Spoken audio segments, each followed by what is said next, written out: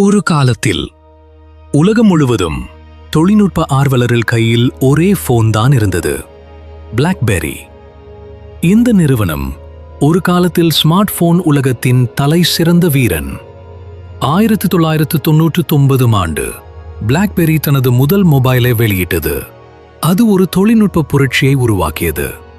Kuvari keyboard, push email, பாதுகாப்பு சேவைகள் எல்லாம் முதல் முறையாக மொபைலில்.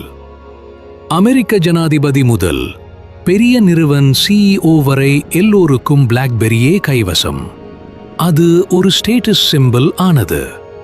ஆனால் 2007இல் ஐபோன் வந்ததும் டெக்னாலஜி உலகம் சஞ்சலமடைந்தது. Touch screen, apps, user friendly interface, BlackBerry இவை அனைத்தையும் தாழ்வாகவே பார்த்தது. ஆண்ட்ராய்டு போன்களும் வந்துவிட்டது. பிளாக்பெர்ரி முன்னோக்கி செல்வதற்கு பதிலாக பழையதையே பிடித்து வைத்துக் கொண்டது. புதிய மாற்றங்களை ஏற்க மறுத்ததால் அது மெதுவாக வீழ்ந்தது.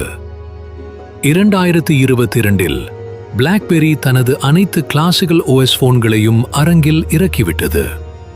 ஒரு காலத்தில் மொபைல் உலகத்தின் ராஜா, இன்று நினைவாக மட்டும் இருக்கும் ஒரு பிராண்ட். நீங்களும் பிளாக்பெர்ரி பயன்படுத்தியுள்ளீர்களா? கீழே கமெண்ட்ல சொல்லுங்க. லைக் அண்ட் சப்ஸ்கிரைப் பண்ணுங்க.